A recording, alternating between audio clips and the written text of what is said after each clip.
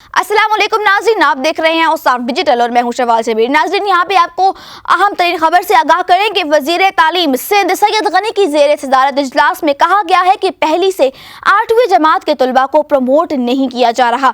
इम्तहानात 1 जून से 15 जून तक होंगे। तफसीलात के मुताबिक वज़ीर तालीम सिंध सैयद गनी की ज़ेर सदारत महकमा तालीम की स्टीयरिंग कम्पनी का इजलास हुआ। इजलास में सेक्रेटरी तालीम, secretary colleges, DG private schools और दीगर अहदेदारान शरीक हुए।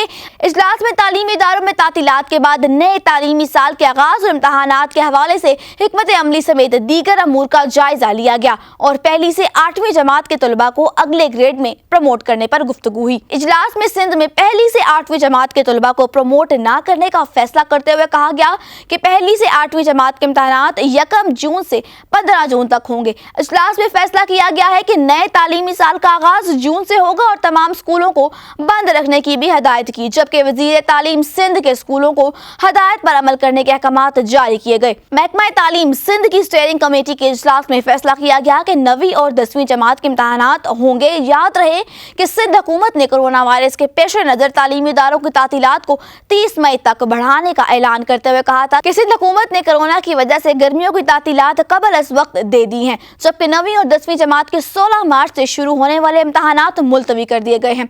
वाज़ेह रहे कि कोरोना वायरस से बचाव के लिए मुल्क भर के तालीमी इदारों को 5 अप्रैल तक बंद कर दिया गया था। सिंध में कोरोना केसेस की तादाद 76, जबकि मुल्क भर में कोरोना वायरस के केसेस की तादाद 137 से ज्यादा हो चुकी है। औसाफ डिजिटल से फिलहाल इतना ही। मज़ीद अपडेट हासिल करने के लिए देखते रहिए औसाफ डिजिटल।